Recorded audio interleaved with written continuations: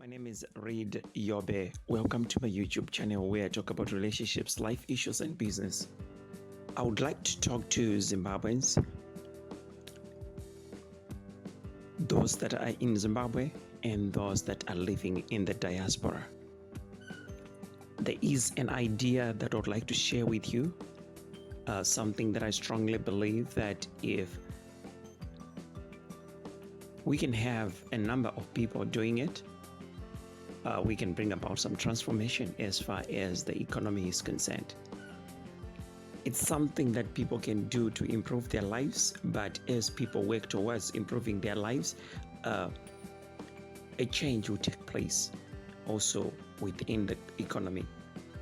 When people find themselves in trouble, they normally expect governments to solve their problems. Or in some other cases, they expect some other countries to intervene and help them. There are humans at this point in time that are waiting for other humans to come and solve their problems. But sometimes if you wait, you may wait until you die. We all know of the people that died while waiting for help to come their way. And some people seem not to learn from what happened in the past. Hence, they are waiting for humans to come and help them. And they put their trust in humans as the wait for them to come and help them. I would like to encourage someone today to act, do something to help yourself. Yes, there are things that we expect only governments to help us with, but there are some also which you don't have to wait for the government or maybe someone to come and help you out as far as your situation is concerned, or another country, but you have to do something yourself. It's possible for citizens to solve their own problems. You see, when you have a situation where hundreds of thousands or even millions of people decide to act, then the combined efforts can help in solving the problems that the country will be facing. Like I said in one of my previous videos, that Zimbabwe is not the only country that has got its people working in the diaspora. There are quite a number of countries in the world that have got people working outside of the country and sending money back home. Zimbabwe also has millions of people that are working in the diaspora, and they're sending remittances back home. I have just said millions. Zimbabwe has got millions of people that are working in the diaspora. But there's something that I want you to see here. Zimbabwe did not, as a country, send people outside of the country to work so that they can send money back home. It did not happen that way. The government doesn't even talk to people, encouraging them to go outside of the country to work. But this is what happens. People just make their own decisions. People just decide. And now you have a situation whereby millions of people make a decision that is almost the same. And that is to what? Go outside of the country and work. Each one is thinking of themselves and their families in Zimbabwe. So they say, I'm going outside of the country to work and send money back home. They go outside of the country, they work, and every month send something back home. And that money is now helping the economy. Zimbabweans living in the diaspora send back an estimated 1.6 billion US dollars in remittances to Zimbabwe every year. The money plays a significant role in supporting families and contributing to national development. So I'm sure you can see here that it is possible for the citizens to solve the country's problems on their own. So having said all this, may you please allow me to introduce the idea that I strongly believe can also bring about some significant changes within the economy.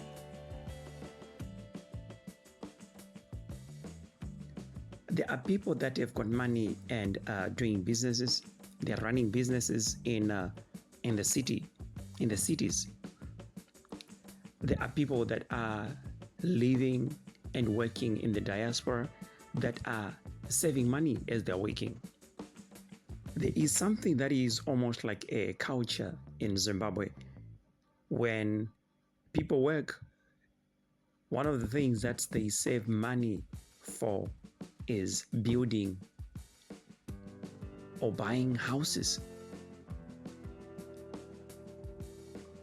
If you've been to Zimbabwe recently, or if you are in this country at this point in time, I'm sure you can agree with me that people are buying and building houses in the cities, in the urban areas. People are building nice, beautiful houses in the urban areas.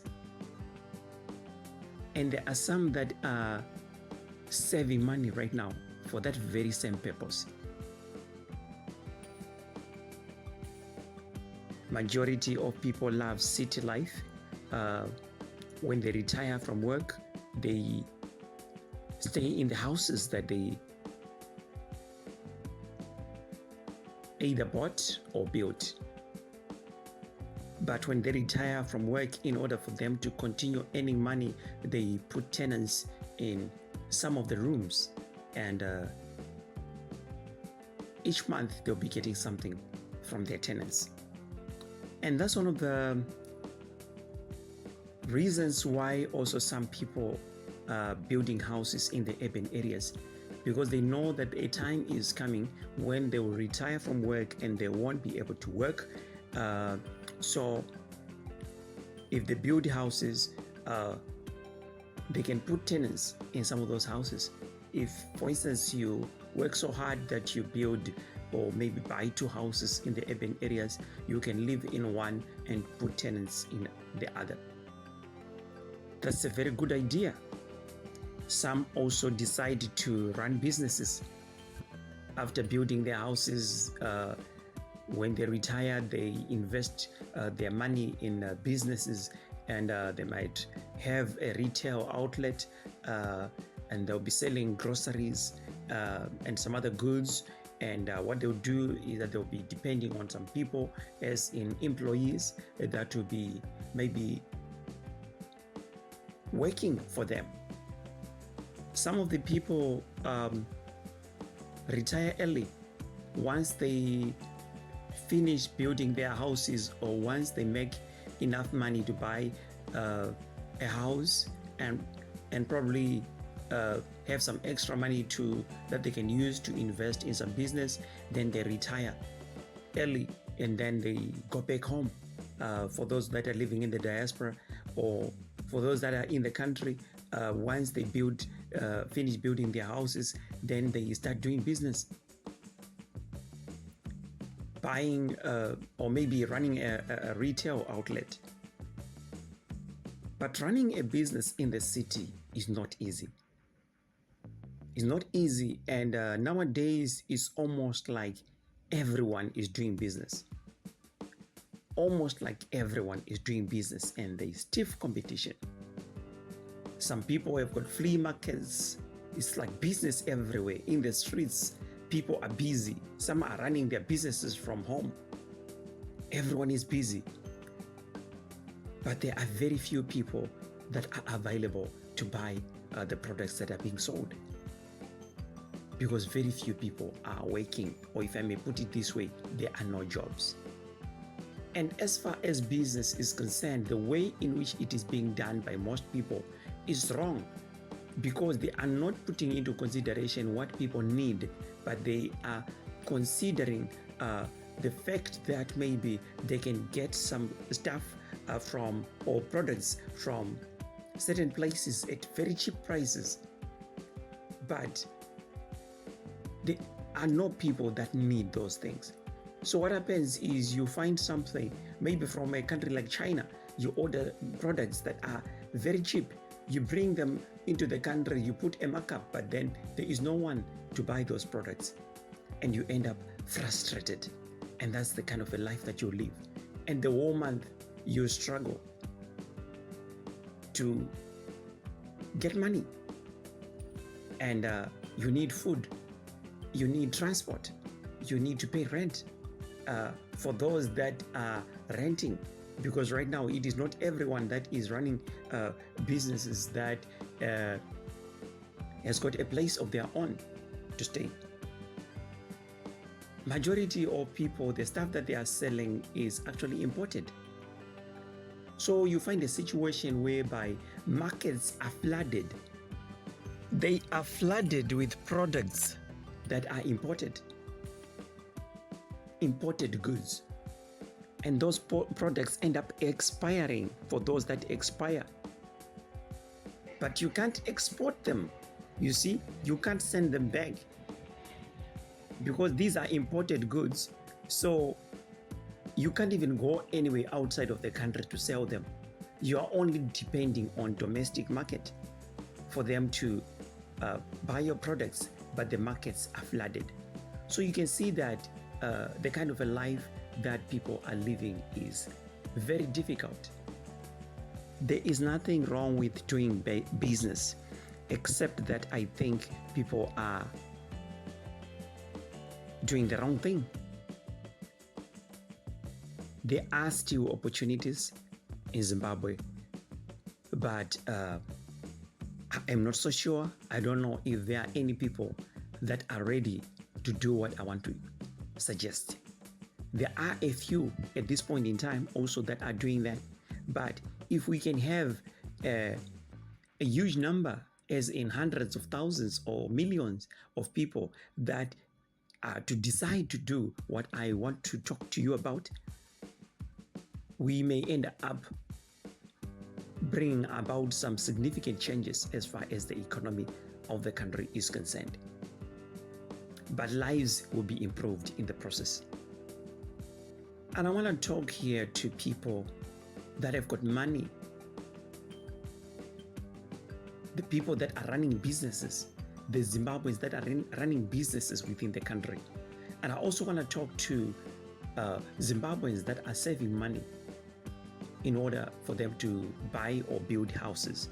What I want to say to you is that if you can afford to save enough money to buy a piece of land and build a house in Zimbabwe, or if you can afford to save enough money to buy a house in Zimbabwe, that money you can use that money to run a business.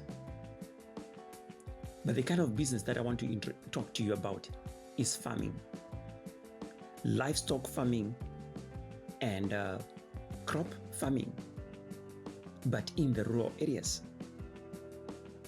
It's high time we move to the rural areas. It's high time people migrate to the rural areas. And I would like to encourage the people that are living in the diaspora to buy land in the rural areas. It's quite affordable, because with the amount of money that you can buy a house, if you decide to take that money to the rural areas, the piece of land that you're going to buy, the piece of land that is going to be allocated to you as a citizen, is so big that you can build a house as big as the one that you want to build or buy in town, in the urban areas, if we can have hundreds of thousands or even millions of people deciding to do this, I'm sure the country will end up having surplus food. And when the country has surplus, some of it can be exported. I started by giving you an example of people that move out of the country in order for them to work. But when they move out of the country to work, they are moving out for the sake of helping themselves and their families. But then the situation that we have is now that hundreds of thousands or actually millions of people have decided to do the same thing. And for the same purpose. But you know what? It's helping the country. So if we can also have a situation whereby individuals decide to migrate to the rural areas, to invest in the rural areas, if you as an individual make that decision so that you can improve your own life, and if we can have hundreds of thousands or millions making the same decision, then in the end, we find ourselves in a situation whereby problems are solved. If you as a citizen decide to go to the rural areas today to buy land, the size of land that they are going to allocate you for very little money is so big that you can build your house there and practice livestock and crop farming. And if we can have hundreds of thousands or even millions of Zimbabweans deciding to invest in that kind of business, the country will end up having surplus food. And once the country has surplus food, it can export to other countries. The products that are flooding the market at this point in time cannot be exported because already they've been imported. They have been imported already, so you cannot export something that has been imported. But there is demand for food everywhere. So if you flood the markets with food, food can be exported. I hope I help someone. My name is Reed Yobe. Thank you. My name is Reed.